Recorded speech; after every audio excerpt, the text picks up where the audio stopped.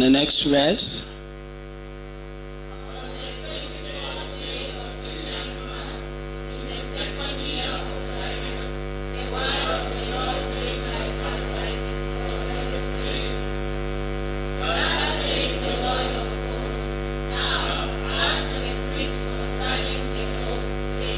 Amen. Let's take our seat shortly, and I want to speak to you for a while about the continuous series of recovery and restoration. Somebody said amen. Last Sunday for example, tulizungumza sana juu ya restoration of the lost glory. Bwana asifiwe sana. Every one of us, kuna kitu ndani ya moyo wako, you are not satisfied. Me as Lawrence, there are areas in my life I am not satisfied, I am not contented, I am not happy. I am not anywhere nearer to what I feel that I should do. Sijasikia kama nimetosheka vile inavyokwenda. 1 Samuel chapter number 30. Wake up Moses, verse number 6. And the Bible says when David came, in other words, there is a year before then. Kuna mwaka umepita nyuma yake. Maandiko nasema, and David came and was greatly distressed, and the people spoke. Dunia tunaishi leo ina watu wa aina nyingi sana. Niliambia rafiki yangu jana, nikamwambia ukiwa at the pinnacle of glory, you have so many people who praises you. Am I talking to somebody here? Bwana Yesu asifiwe sana. Ukiwa juu sana, ukiwa wakati uko sana juu, watu wanakupenda sana, watu wanazungumza mema sana. Lakini wakati ambapo kuna jambo limetokea maishani mwako, something has happened, which happened to David. The Bible says it happened to David when he was coming from Ziklag. David found his children, his wives, cows and cattle have been taken to captive. To what? In other words, what you need, it is not destroyed. It's just temporarily in captivity. Sema captivity. The promotion that you need, the opportunity that you need, the visa that you want to go for international mission, maybe business, everywhere, everything that you need, it is under captivity. Sema captivity. And that's why we declare this season of prayer and fasting. The Bible says verse 8, and David inquired directly to the Lord. To who? There are seasons that you don't inquire from men. David inquired from the Lord. He asked a question that I do ask every day. I ask, there's a time tulikuwa tumeingia kwa hii church for a very long stress in many issues, tunaingia hapa na pale. One day 2013, the month of June, we went for prayers. Tukiwa na mke wangu tu, we went somewhere in an exclusive place, tukaenda for prayers for about 5-6 days. I remember that time we had a service here. Nashukuru all of you guys, most of you people, you were here. Tuliporudi that Saturday, we did a service here. I went in that prayer, number 1. Nilikuwa nauliza Mungu maswali. God, will I continue with this ministry or I stop from where I am?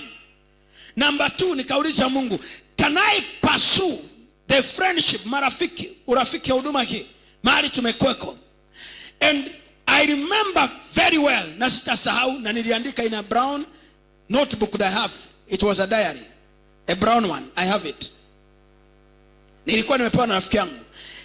Mungu akanishunguzia na Mungu akaniambia the foundation, it was bad, and you need to go back to the foundation. It will be painful, but it will be necessary. Bwana asifiwe sana. It will be painful, but it will be what? Necessary. God told me very clear. I will never forget those words up to date. That was June. The last day of that prayer was June 30th, 2013. Before even we went to buy the land. Wakati tunafanya first fundraising on June 13. Ndio tulifanya, but we were in prayer. Nikamuuliza God, give me the direction concerning what I am supposed to do. Because we are struggling. We are asking many questions. We don't know whether we proceed. Because that time, kapata jamaa moja, mkisi na yeye akakuja na wazungu wake. Sijui ni wazungu, ma black Americans. Akatutilia pressure. Tukaona kama tumeona Jehova. Sema Jehova. Najua kuona mzungu unaona Jehova. Najua Yesu alikuwa mweupe. Sasa usione kama sisi hata sisi tumeharibika kichwa. Jesus alikuwa mzungu ama? Okay. Alikuwa mweupe, tuanzie hapo. Tuachane hiyo. Alikuwa mweupe ama alikuwa mweusi? Alikuwa mweupe. So tukionaga mweupe tunaona angalau kumetokea solution. That time we were so many, that time I remember there's a time we came in a very difficult moment, even paying this rent. Tukawa na hali ya stress. Sasa nikawa nasema, let me go and inquire. I had a very clear instruction. I went to in prayer and inquired concerning my ministry, association, friends, on what we are pursuing about land. And the Bible says, when David was distressed, every one of us who is here under the sound of my voice, he has gone through the same experience as I am. Kila mmoja wetu hako hapa katika ibada hii amepitia hali ambayo hata kila mtu anapitia. Unafika mahali unajiuliza, am I in the right track or am I in the wrong place? Bwana asifiwe sana. And that is a time when you are in a junction. Tell your neighbor, junction. Please talk to someone. Tell him the spirit of the junction. Jeremiah chapter 6:16. The Bible says, when you are in the crossroad, when you are in a two-way, when you are in that kind of a stress, what does the Bible says? Do what? Can you read it, please? Read it loudly. 1, 2, 3, let's go.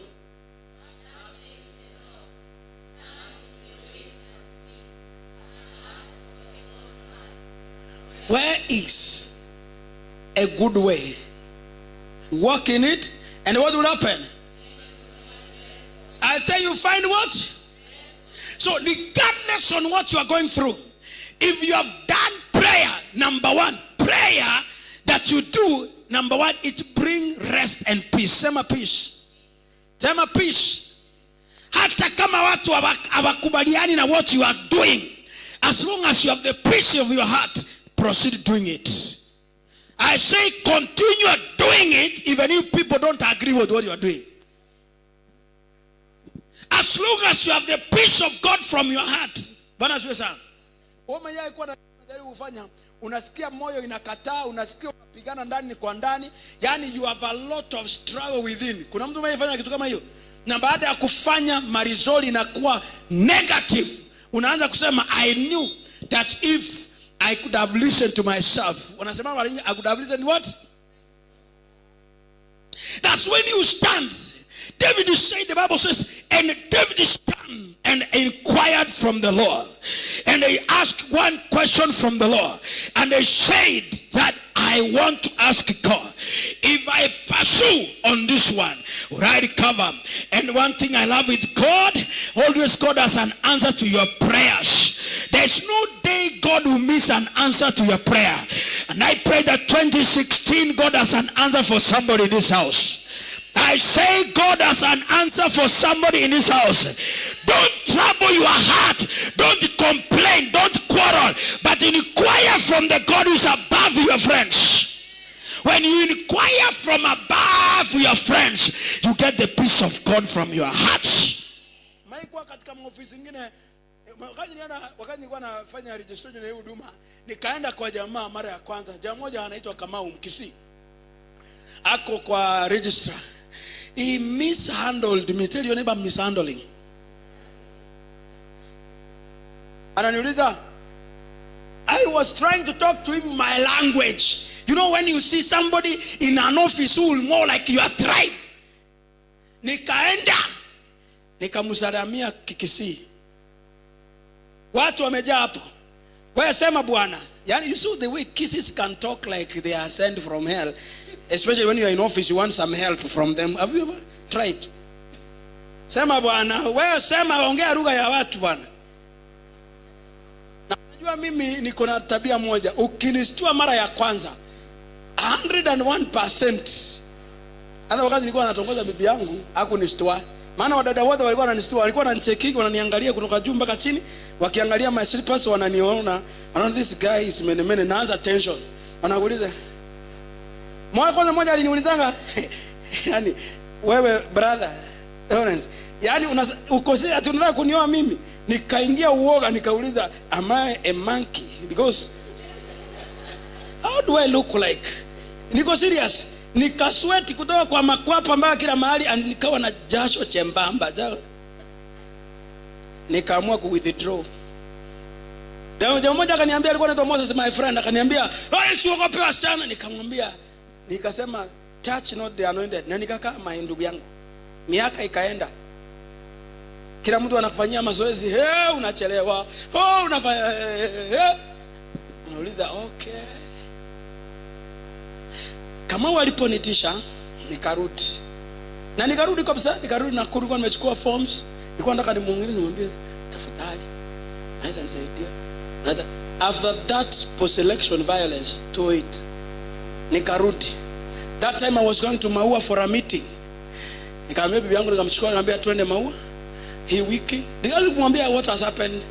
Nikamwambia twende na feel tu, wewe twende. Nilipotoka huko, nikauliza Mungu, mimi nimesimama na watu, nimesaidia watu, wamefanya huduma, watu wako na huduma zao. Mungu, what I am pursuing, it is real ama sio real? Sasa ni juzi tumeulizana na bibi yangu, nikauliza, kama Mungu hangetusaidia tukafanya registration that time, ingekuwa vile sahi serikali. As we are talking now, Steve, nobody is registering a ministry in the government of Kenya. As we are talking, there is what we call an embargo. Even after the president withdrew those rules, they were withdrawn not for the new registration. There are no application. Even I talked to one of the state council the other day, akaniambia, as we are talking now, no any application we are receiving for new registration. Nikaenda Maua, nikaenda kuhubiri. When I went to Maua to preach, nikaambia Mungu, ninakuomba tu. Mama, ninakuomba. Nikapata pasi usiku, tukafika asubuhi. Nikamwambia Mungu, ninataka unisaidie, and I know I am in distress. One time, that is the time one of the pastors alikuja akaniletea habari tukiwa kwa nyumba. Akaniambia, senior pastor amesema wewe na bibi yako akiwaona sana huwa anakasirika sana. Sasa msikaribie. If because you know pastor very well, you can ask him and he will tell you those word by word. He came to where we were staying in Kenland, akatuambia life. Akaniambia, mimi sikuambia bibi yangu, maana unajua sengine unaambia bibi anaweza sink haraka kuliko mwanaume. Ama ni aje? Woman will not take it easily. Anaona kwani ni nini unaweza kuwa umefanya clandestinely. So I kept it like a man. Tukaongea, nikamsindikisha, tukatoka na yeye. Lakini akani-encourage, akaniambia, Lawrence, don't worry, Mungu anafungua njia. Na nikamwambia, I know God will happen our way. So nikakuja nikamuuliza God, what you are telling me now, if you are God, give me an opportunity, give me an indicator that what I am doing, I'm doing it right. Nikaenda Nairobi. Nilipofika Nairobi, nikaenda tena the same office, with or without knowing. Nikaenda tu, nikasema tena, kila mtu hapa nasikia anaongea Kamau. Na Kamau ni Mkisii, lakini si Mkikuyu, amejiita hiyo jina Gojidizi guys. Ndiye apotee. Anaitwa Kichana, in fact, ni huko kwenu. His real name anaitwa Timothy Kichana. So nikaenda without knowing. Jamaa mmoja akakuja akaniambia, wewe umesimama hapo nje sana, usiingie hapa ndani hata uongee na huyo mama. There is a lady alikuwa anaitwa Florence Muli. She's a state council, senior now than Kamau. That's how God works. I said that is how God works. Nikaingia ndani, nikamsalimia kwa amani, nikamwambia dada, nikamwambia tu kwa dada, naomba kukusalimia. Akasema nisalimie mchungaji, najua wewe ni mchungaji. Nikasema number 1 tick, kama amenitambua mimi ni mchungaji, nimerelax. Nimefanya nini? Because vile kama wao amenihandle kama shetani. Unanielewa? Lakini akaniambia kaka. Wakamba wakaingia hapo, na angalia ule wakamba waliingia extra. Sema extra. Wakaongea, mmoja akamwambia toka, niko na mgeni, wacha nimalize na mgeni alafu nende. Rudisha hiyo mlango. Ulikuwa unatakaje ndugu yangu? Nikamwambia dadangu, ni fomu nimekuja nafanya application na hii ndio naambiwa. Akaniambia hebu hata niangalie. Akaangalia, hapo jajaza, hebu saini hapa. Na huyu mwingine hapa ambaye umeandika hapa, hebu wewe unaweza msaidia. Alafu akaita jamaa anaitwa Kichui, hebu kuja hapa, weka stamp hii, pelekea huyo huko ndani na uambie sijui nani, uambie msana alimuita sijui nani, uambie nani amtaifie nimeapprove. Akaandika hapa juu approved, read the constitution, papers are right, kila kitu 1 2 3, akaandika in point form. Akaambia msana alikuwa hapo, msana sitamsahau, anaitwa Tabitha. Ambia Tabitha, chapia huyo certificate, upelekee mkubwa huko ndani, umwambie amsainie wewe. Akaniambia basi unaweza kaa hapa ama unatembea hapo chini hivi ukunywe. Niliposikia Mzee Ndubi, it was an event. What's hivyo? Number 2, even I met, ndio nilijua it was real. Nikapata jamaa ambao ni wa National Intelligence Security Services, alikuwa amepewa file yangu. Anaitwa Mr. Ndiema, is a support from Mount Elgon, and when he called me akaniambia wewe ndio unaitwa Lawrence, naona umeandika address Nairobi West. Where are you in Nairobi West? We want to come. Because tulikuwa tumeandika address Nairobi West, maana hatujui wapi tutaandika. Let me tell you, God has many ways to rescue your life. It doesn't need your man from your tribe. It doesn't need your tribe. It doesn't need your relative. He needs the intervention from above himself. Ndiye aliponipigia ati Nairobi West uko wapi? Tunakuja, maana nilipeana mpaka namba. Nikamwambia sorry, niko town. Tunataka kuona the physical address of where you have written. Nikamwambia okay, Nairobi West tumeandika nyumba ya ule kijana wetu Mboro, tumeandika address yake, which even we don't know where exactly. Akaniambia uko wapi karibu hapa? Akaniambia niko hapa Nyate House ndio natoka. Nikamwambia niko hapa nje ya Kipande House, hebu kuja. Nilipokuja amebeba hiyo file and he was coming to Nairobi West. Nilikuwa na bibi yangu. Nikaenda, akaniambia tunataka kwenda tuoneshe where the office are located, where the office is located, fiscal office, address na hii land umeprovide mwana. Jehova nisi. Tukakaa. Tulipokaa akaitisha mwenyewe chai. Akasema pea na hawa chai. Mwenyewe. Sema mwenyewe. Akafungua faili, akaanza kuniuliza hii majina. Huyu ni nani? Huyu ni nani? Huyu ni nani? Huyu ni nani? Akaniambia lakini alafu uko na members wangapi? Saa hiyo mwana sina, hata Steve si member yangu, maana tulikuwa na yeye tunaandika hiyo vitu tunaangalia nayo hivi, kama unajua siku ya post election tulikuwa tunaangalia kama watu ambao wametoka kama vile Jefta walikuwa wamehangaika. Tulikuwa tunakaa hapo Kwanza House, kuna hoteli kalikuwa hapo hivi, tunakaa tunaona vile vitu tunapelekwa, mizigo ya watu wamepiwa. You know, we were more clashed than clashes itself. Ni ile showground ya tukuka. Trust me the truth. Because we are displaced from church kabisa, ndugu yangu. Akaniuliza, nikamwambia tuko members wawili na mtoto mmoja wa Sunday school. Unajua mimi I'm very honest. Niwaambie hivyo. Akaniangalia akaniuliza, pastor, na ni nini ilikufanya ukatoka kwa kanisa ulikuwa? Because if you understand about investigation ya NCIS, those questions, unajua hivyo? Wakauliza, where are this? Mnafanya nini? What were you doing? Nikamwambia mimi before nilikuwa hoka. So umeona biashara ya kanisa ndio rahisi? They asked those honest questions, and that man became up to date as we are talking now. We are more greater friends than anybody else.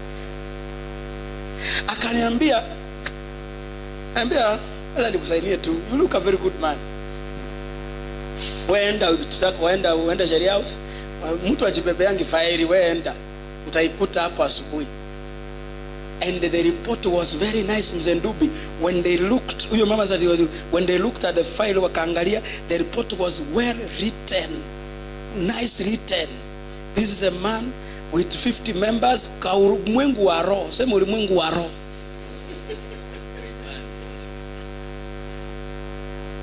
Akaandika nice report. Akaandika is qualified and all his officials have vetted them, and he had not only vetted, amevet mimi tu. I have vetted all his officials and they're all nice, they're okay, they're all right. Trust me, Steve, I never gave even a kobo. Chai yendi alilipa na ngwashe. Najifanya hata mimi nakula ngwashe, lakini kwa nataka mkate, ila siwezi sema because he was on ngwashe, me I was not there. Lakini unajua unaweza kula hivi tu. Unapenda hii ndio watu wanakula kwa afya. So unajua unaitika kama pusi, unasema yes, anything available you eat. Shida yako ishe we. Nikatoka hapo, huyo mama Florence, I will never forget her. We are friends up today. God amembariki, na nikamwambia Florence, siku moja Mungu atakushtua. As we are talking today, she is now the company lawyer wa Kenya Bureau of Standards. We are friends up to date. Hata nikuwe na shida sheria house, I pick up phone, naambia Florence, talk to your girls. Hata wakati wa kusumuliwa kitabu nilimwambia talk to your girls. Akaniambia enda, nimepigia Jennifer, ukifika hapo akikuuliza maswali mbili uniambie. Let me tell you, Mzee Ndubi, your people can reject you, but God can raise some people who may not come from where you are coming from, wakusaidie mpaka ushangae, wakuinue mpaka ushangae. You don't need people where you are coming from. If they can reject you, God has another way to bless your life. I say God has another way to protect and bless your life. Nikaambia God, niliposhika hiyo certificate na niguzuni nilitolea sadaka, nikaambia Mungu, we are churchless, we are memberless, we are nothingless, but God, you know where we are going. Let me tell you, my friend, season of restoration ya Mungu, it may take time. Some problems you have gone through, it's one of the ways Mungu anataka kufungua njia. You negotiate with him, you leave people alone. Nasema Mungu amekufungulia njia, you negotiate with him, uachane na kila mtu. Kabisa, that because God want to take it to another level. Mimi nikashangaa Mzee Ndubi, when I ask God questions, nikamuuliza, God, is it you? Ni wewe ama si mimi? And David said, God, if I pursue what I'm doing, if I pursue, would I recover? And I pray in the name of Jesus Christ, God will give you the grace to pursue what you have lost. I say God will give you grace to pursue what you have lost. What the enemy has taken, God will give you grace to pursue it until you recover it in the name of Jesus Christ. What the enemy has already taken away from your life, 2016 beyond, God shall give you the grace. The anointing shall touch your life. Even the people who laughed at you, God will shame them and they will say it is a dream before God. I say it should look like a dream before their eyes. Kuna watu kabisa Mungu atawaangalia. Mimi Mzee Ndubi, with a lot of humility from above. Ukweli kabisa wa Mungu. Na Mungu anisaidia. Kuna watu tunakujaga hata tunakutanaga na wao hapa. Jana usiku mwingine aliniambia, sasa unajua ni time ya kutoka mahali hapa, sasa muenda katika uwanjani, nasikia mlinua. Kaambia, and you know what, I know prophetic word, najua hii ni mashetani. Nikaambia, no, we are not coming here, we are possessing that one, we are possessing this one, and we are possessing another one. Why? Because we are going to grow beyond where we are. A capacity that God has given us, no man has seen, no eye has seen, no heart has conceived, because it's in the secret places of God. God is going to take us to another place where no man will be able to understand how it happened. Kuna watu wengi wanaulizaga. Hata kuna rafiki ya Steve huwa ananiambia kila siku. Alikuwa ananiambia, unajua Steve asikudanganye uende haraka pasta. Kanisa mtaweza. Unajua ulinda wanakudanganya wewe kaa pole. Ndio one day when he came, nasema, oh naona serious. Yani in other words, wakati tulianza tulikuwa hatuko. Waje nikwambie, sisi ni ya Mungu. And the Bible says David cried until he had no more tears to cry. Judges chapter number 11, the Bible says, Jephthah, a son of a prostitute. Same son of a prostitute. Same Jephthah, a son of a prostitute. Judges chapter number 11, verse number 3. The Bible says, and Jephthah was chased by his brethren. One thing I always love ni kwamba kuna kipindi unafanyiwaga na madharau na watu ambao sio wajua, lakini Mungu anakusaidia. Listen to this. If you read from the other translation, New Living Bible, tusome. Kwanza kabla hujatoa hiyo, rudisha hiyo. What does that one? Jephthah fled with his brothers and dwelt in the land of Tob, and he was with worthless men. Sema worthless men. Sema watu wasiostahili. Jamani, sema ukimaanisha. Sema watu wasiostahili. Ndio sababu Mungu anaenda kuaibisha watu. Hata wakati tuliponunua shamba, kuna kipindi watu walikuwa hapo wanajua kwamba ni watu wako hapo kwa hii kanisa wasiostahili. Lakini Mungu angalia watu wasiostahili. Wale wasiostahili ndiye anawatia nguvu ili waaibishe wale ambao wanaostahili. Naomba katika jina la Yesu Kristo, there are people who never took you serious, but God is going to raise an army around your life, around your children, around the place that you don't understand. Maandiko inasema, and Jephthah was in the bunch of worthless men. How they call what? How they call them? How did they call them? Watu wasiofanya wasio? Kuna watu wanakuangalia wanasema kwamba these guys, they are not anything. They are not what? Anything. Sasa hivi unaangalia mtu unamuuliza, what is, let's go to the next verse, Moses. And what does the Bible say?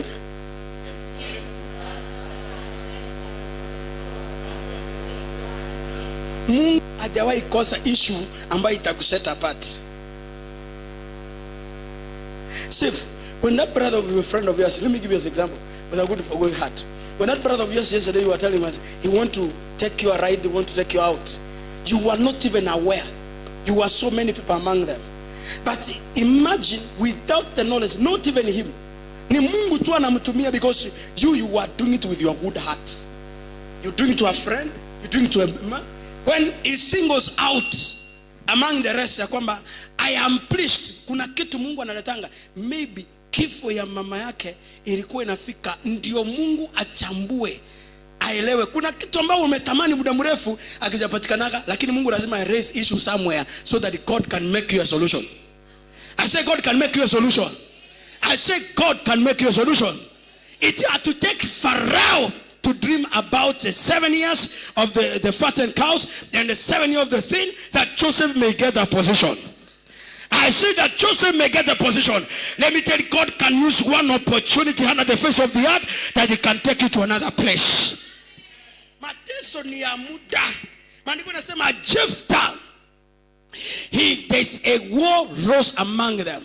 In the process, if you read continuously up to verse number 30, the Bible says, and the Jephthah went to Mizpah, a place of prayer. Tell your neighbor prayer. Tell your neighbor prayer. He went in a place of prayer, and when he was in Mizpah, he made a vow with God. He said, God, I want to ask you that if I go with these enemies, will I win them? And God told him, Jephthah, don't fear. And the Bible says Jephthah made a vow with God, and he said, God, if you give me these enemies, my brothers wamenidharau sana, ukinipatia ki Jehova, na mimi niko pamoja na wewe, nitakupatia kile kutoka kwa nyumba yangu. Mungu akamwambia Jephthah, I have given you power, go and pursue your enemies, and you're not only pursuing them, you shall defeat them. And the Bible says, and Jephthah pursued the enemies. After he pursued them, he killed all of them. When he came back, his brothers ambao walikuwa wamemfukuza Jephthah wakamuita mtoto wa malaya. They are the same brothers walimwambia kwamba Jephthah, from today you shall be our captain. The people who despise our lives, the people who despise your family, the people who never took your family serious are the same people who are coming back and say, wewe ndio Mr. Chairman on this meeting. Kwani ni watu wangapi wanakuambiaga wewe? Ni watu wangapi wanakuja wanakuambia wewe bwana? Kwa hiyo familia, which was the least of all. Least of what? Wanaambia wewe ndio kwa chairman. Hata wewe ndio unachua. Wewe ndio unaelewa. Wewe ndio unafahamu. Maandiko inasema, and they made Jephthah a captain. Sema the captain. Daniel, the Bible says chapter number 5, he was hated by the other governors. By the what? And he was hated. Daniel was hated by other governors. They were looking for a cause to flame him against the king, but they could not find it. They said, we'll find it in his God. When they said they find it in God, kumbe, they did not know that they are preparing Daniel for greatness. I said they never knew that they are preparing Daniel for greatness. Chapter number 5. They were preparing Daniel for greatness. They were preparing for what? Wakasema kwamba from today, mfalme, sign a decree. Nobody should worship another. I say another what? In this land, everybody must worship the God of the king, which was an idol. Daniel said, I have made my mind, whether there is a king or no king, whether God comes or he doesn't come, I have made up my mind. You want to make up your mind, whether you have job or you don't have a job, whether you have an opportunity, you don't have an opportunity, you say, I shall stand for the God of heaven. I don't care the abuses from men. But one thing I am looking at the God, when Shadrach and Meshach and Abednego, and the fire was made 7 times. How many times? I said, how many times? Yani matarau na matusi na manini zilifanywa mara 7. Mwe kufika mahali watu wananunuliaga chai, wasema na huyu amekuja, mpatie huyu tunajua atoagi. I say, mpatie chai na andasi, na wao wanakula chapati. Mwanana sasa unasikia njaa unashinda kusema niko fasting. Ai, Bwana Yesu asifiwe sana. Bwana Yesu asifiwe. Maandiko nasema Shadrach, Meshach na Abednego walichomewa moto ikawa mara 7. Mara ngapi? My friend, before you entered the throne, you must go through the same drama and fire. Listen to this.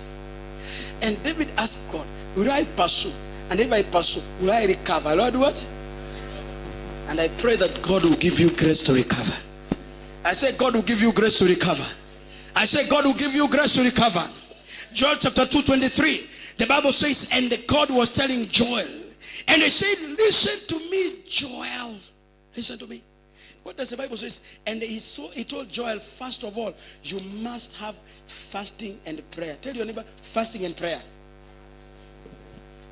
Tafadhali ambia mtu mwambie, don't avoid this week prayer and fasting.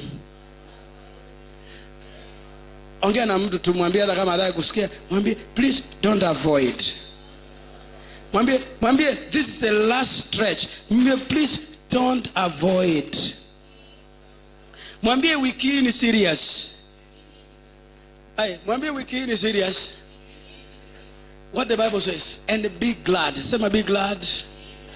Can you read it loudly?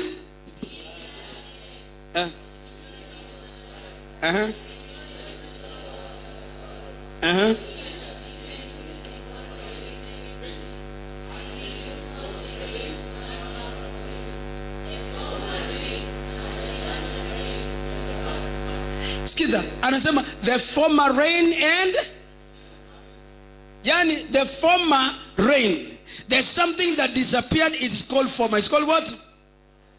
Jamani, inaitwa nini? Yani kuna kitu mpaka umesahau. How many have something here in this house ambao wamesahau? Waliomba na wakasahau. Kuwa serious. Yani you prayed for it, Mama Julius, mpaka ukafika ukasahau, ukaona kama Mungu aliboeka. Alifanya nini? Joel chapter 2:14. What did Joel say? What God said the first instruction. Can you read it? Joel 2:14. What was the first instruction?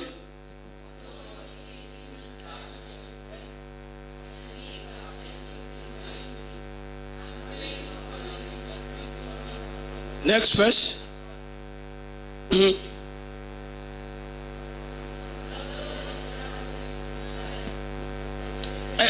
Please, soma na sauti. Mnasoma kama mmeboeka. Consecrate the people. Do what? Can you read it loudly, please? Let's go. Blood what?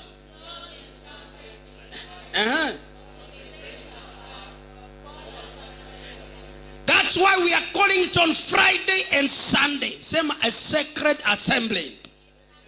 This is a place where we are going to make and cement what God is going to do. And that's why we believe 2016 and beyond. We are not talking about 2017. We are talking about 2016 beyond. The remaining years ahead of us, God will give us grace, not only as a church, but as a family, and not as individuals. What you lost before, if you lost your marriage, God will give you grace to recover.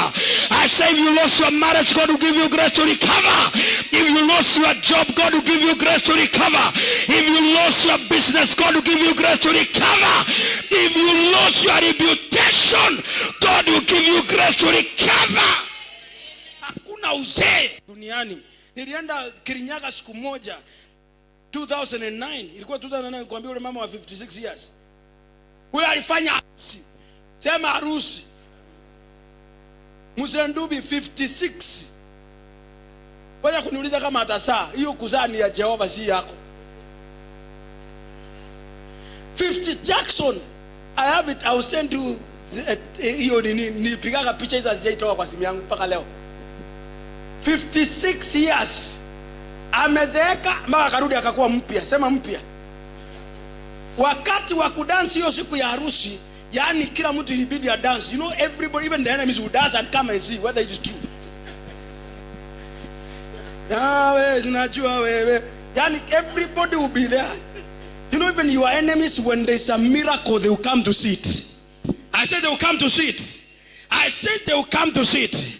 And I prophesy to somebody in this church, 2016 by God's grace, everybody that will despise your family, everybody will despise your children, everybody will despise your job, God shall give you grace.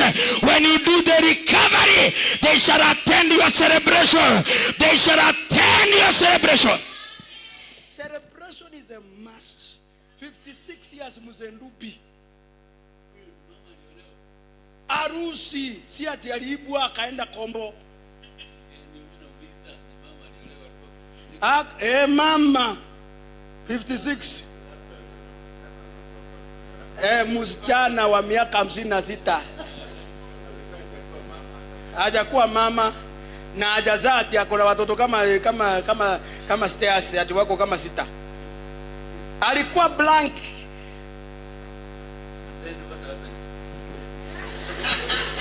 Thank you, Mzee Ndubi. There was a consecrated assembly. The years the locust has eaten, the cankerworms. Can we do that one, verse number 25? I say number 25, the same Joel 2:25. What does the Bible say? I will restore. Somebody shout loudly. Say, I will restore. Please talk loudly as if you mean it from your heart. I will do what?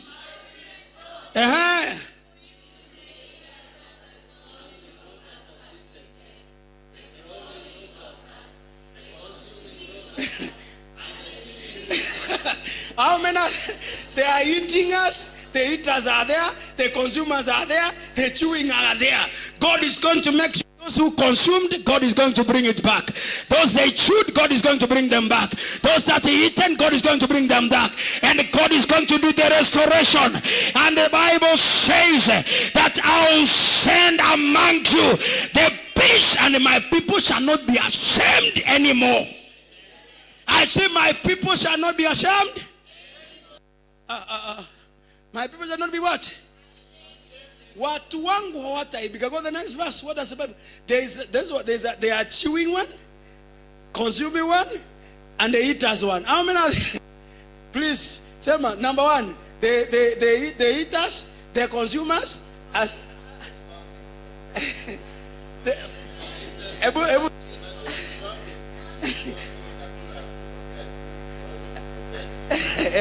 Sema Jack, eleza tu kama mwalimu wa chemistry tafadhali. Swimming, unasikia bila Jack anaeleza. We are just in good Bible study. Kuna zenye zinakula haya, kuna zingine zinakula wapi? Na zingine zinakulia wapi? Sasa utasurvive kweli my friend? Anasema zile zote nilikula katika chaisi. Sasa imagine zinakula, unaona, unajua zinaweza kukula zikakubakisha, si kweli? Sikutafuna azitakumaliza. Paul anasema mkitafunana msimali. Msimalizane. Unasikia? Sasa kuna kujaga mmoja inaitwa the Antonadu. Inaitwa the consuming. The what? Asa inaitwa nini? Go to the next verse 26. Moses inasemaje?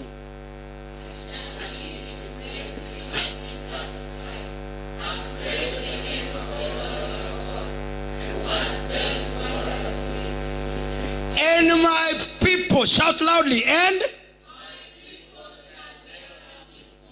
I say my people shall never be watched. And it is my prayer none of us in this congregation shall walk in shame. I say none of us shall walk in shame. I say none of us shall walk in. Unasikia utakula mpaka utosheke. Yani tunataka brother ukinunua kuku, unakununua mzima peke yako. At least ya watu wakipitia wanaweza sio kununua. Unaenda, unajua nilikuwa nanunua nyama ya 2020 Jack pale Solai. Kuna buja pale. Mateso ni mbaya sana mzee Ndupi. Ukienda upata watu wamejaa kwa buja unajipanga. Mpaka mwenye buja akiona umesimama sana anasema, "Oh, kama kawaida ngoja kidogo." Anamalizia huko anaibani mara moja, unafikiria ni kitu amekupea upe mtu. Na wewe ile pesa unaipea kwa style. Unapeana kwa style. Nyinyi wawili ndio mnafanya nini?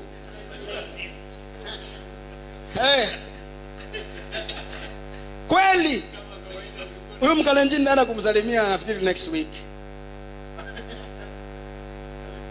Alinisave sana. Alinisave kabisa. Nilikuwa naishi huko chini naenda mpaka Solai, maana sitaki aibu kila mahali. Sema aibu kila mahali. Maana buja zile ziko Kenya ndiko azikati nyama 20 bob. Huyu ndiye anajua tu. Akiniona sema, sasa mhubiri. Kama kawaida, ngoja kidogo. Ngoja niondoe hawa. Anasema hakuna shida, mimi naangoja. Unajua ukiwa na matatizo, unaweza ngoja mpaka jioni. Hiyo season ya kungoja imeisha. Nasema season ya kungoja imeisha. I say season ya kungoja imekwisha. And we are praying. The Bible says verse 14, consecrate my people in fasting. In what? Kama hujafanya fasting wewe you are bure kabisa. You must be in this group. This week you must be there to enjoy this benefit. I say you must be here to enjoy this benefit. Inasemaje? Verse 14 inasema 15 inasema blow what? I say blow what? Where? Say in church. And number 2 it goes on to say and yani watu waliotengana tukifanya anointing Jack nilikwambia hiyo kama tu anoint brother uwe serious strategic. Kuna jamaa ameingia jana ofisi hapa akaangalia hiyo, nasema wacha nitoe shuhuda nikiwa hapa juu ndio ujue kwamba my brother hiyo ni vitu serious. Akaangalia hiyo kitu Steve akaniambia kabisa, niambia bibi yangu leo nakwambia majana, akasema Lawrence mfanye church hii ni club. Yani you come up with this kind of thing. Sijaona kanisa zile nimetembea. Akachukua hiyo, akachukua na bulletin, akasema please allow me to pick it. Nikasema Jehovah, kumbe I didn't know that I'm a big man. I didn't know. Angejua. By the way, we are very serious. One man in this church represents 100. I say one person in this church is 100. It's 200. And I pray in the name of Jesus Christ, God is going to make us greater than what the enemy thought. Akaniambia Lawrence, mimi sijaamini. Alifungua hivi Kings Highway Christian Strategic Plan 2016-2019. Next core values. Akaniambia bwana, wakati niliwacha jana hivi nikagapa. This guy walked. Alikuja na gari yake ni kubwa. Aliniuliza ulikuja umekujaje? Umekujaje Lawrence? Nikamwambia mimi nikwambia nimekuja na mguu tu. He did to take me. I'm not a selfish guy. You know this kind of characters, you harass them. And he was going to Nairobi, akasema wale watu wa Nairobi ndio nataka kwenda kuambia Lawrence si mhubiri. This guy is a clandestine character. Akasema kanisa haiwezi kuwa hivi. Kanisa inakaa hivi. Ati mko ndio nasema kwa hii church one man represents 100. And I want to say prophetically, one man, one woman in this church represents 100. When people think we are few, that's why I'm a very proud character. Unajua sasa tunamuongezea. Unajua na mimi ni unajua watu wafupi wako na roho ya David. David was a very short man and very not compensatory, powerful, bold kama Paul. Kama Zakayo wana tax collectors peke yake. They only know money, sema money. Nikamwambia unajua hii church we don't do things zile na Nairobi za seed offering. Here we give good offering with a good heart. At how do you maintain the church, Lord? Na vile tumesema kabisa hiyo kweli kabisa. Jack akasema niulize maswali yote mpaka ndani yangu. Hata niambia yangu mimi was still fasting. Nikamwambia kabisa, nimekaa hivi nikajiuliza, nikamwambia Mungu kabisa, Jehova unanipenda sana, unanipenda. Relax, kama ni Yesu anakuja kuchukua mtaenda mbinguni nyinyi wote, you are qualified. Relax, you are safe. Maandiko yanasema wenye dhambi ndio wanatetemeka, wanafanya nini? Lakini watakatifu ni wajasiri kama nini? Bwana Yesu asifiwe sana. And I didn't Mzedubi kabisa ndani ya my heart, and I said one person in this church represents more than 100 people.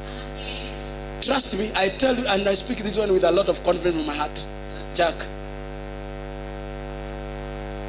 mpaka nikasema I love you guys, pray for you more, fast for you more, bless for you. Every day I'll make sure I speak positive until I saw one man in this church.